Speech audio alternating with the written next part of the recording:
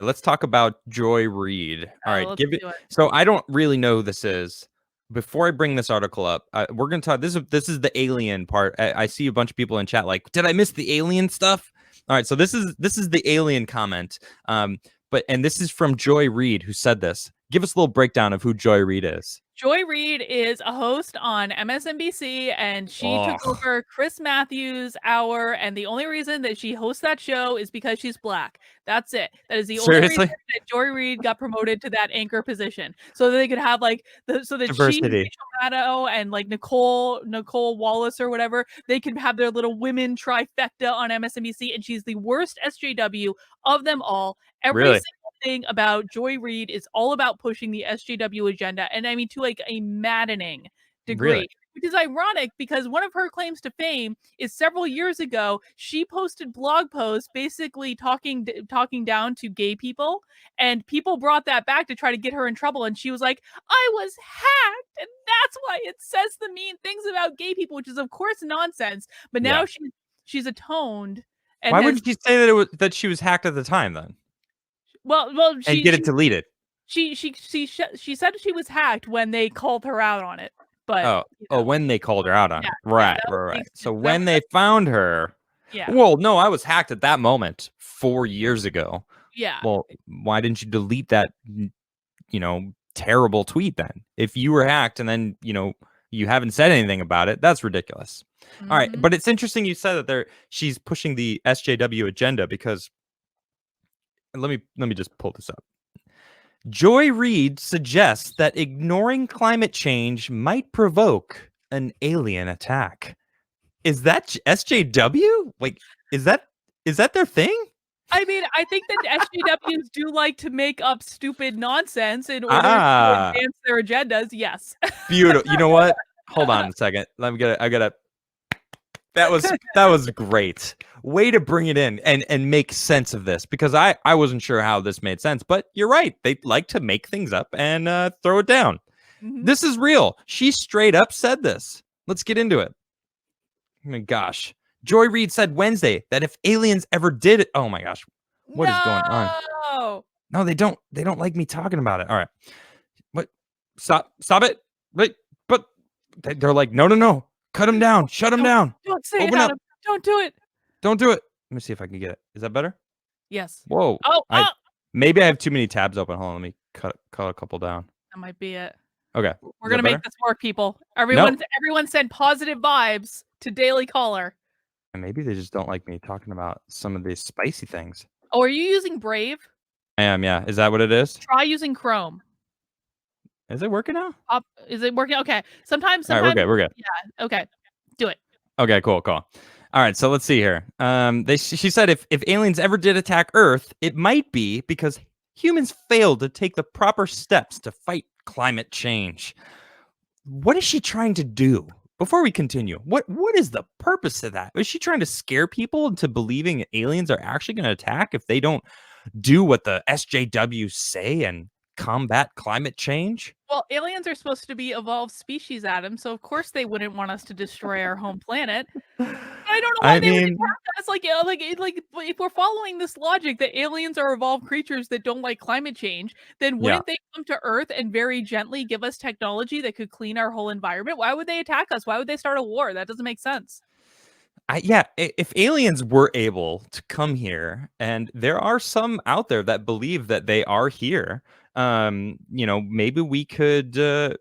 I mean, I feel like they wouldn't start a war with us. No. We would just be gone one day. Like, you know what? Sweep them off the planet. Let's Yeah. just, rehab the Earth. Now, there's some that actually believe that they're here. I mean, I have. I'm trying to get Dr. Stephen Greer. Yeah. On I'm the so show. excited. Have you seen Legend or Close Encounters of the Fifth Kind? I was the one that recommended that to you, dude. I finally watched it. Isn't it And awesome? it is awesome. And I'm Mhm. like, you know what? That would be cool. I'm Yeah. a see it to believe it kind of person. If you haven't watched it, it's very cool. It talks about a lot of stuff that basically is as if they're here, essentially. I mean, they're not. I don't know.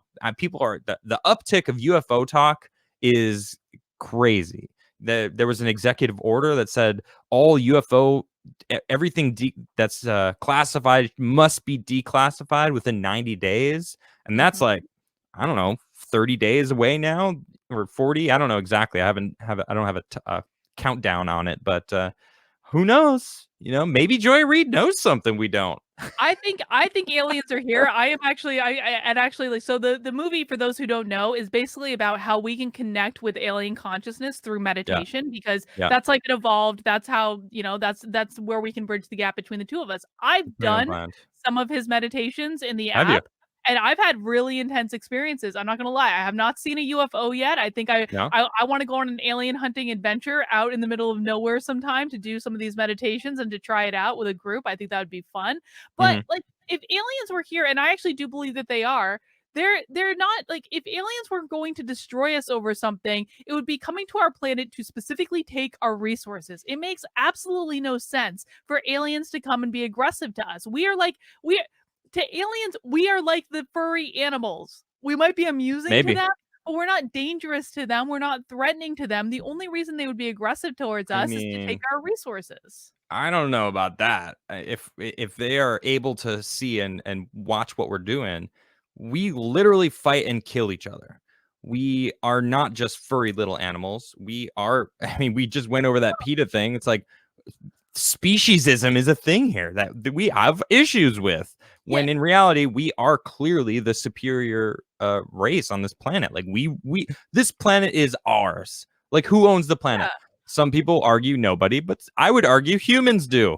We're talking about who owns the moon. Well, why would we even say that? Because we consciously own the place. Come on. Yeah, but Adam, aliens that can make their way here from whatever planet or solar system or galaxy they're coming from, they are going to be inherently more evolved than we are.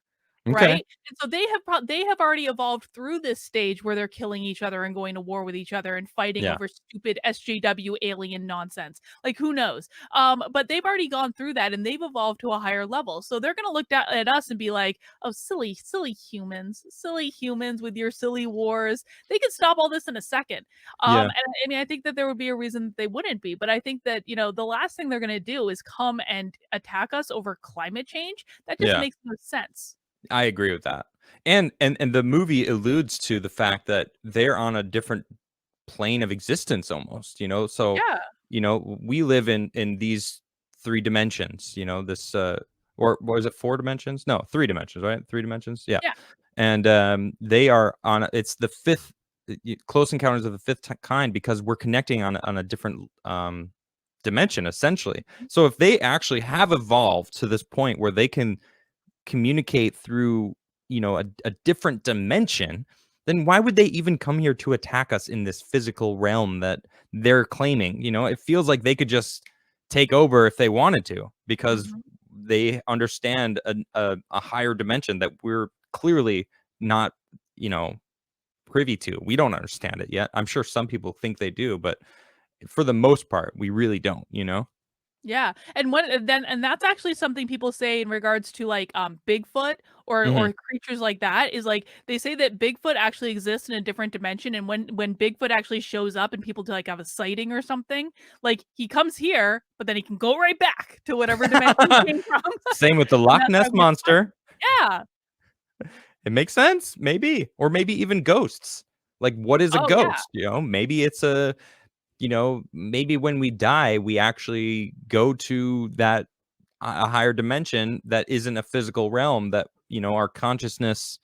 I don't know. I feel like this conversation can it can go off the rails.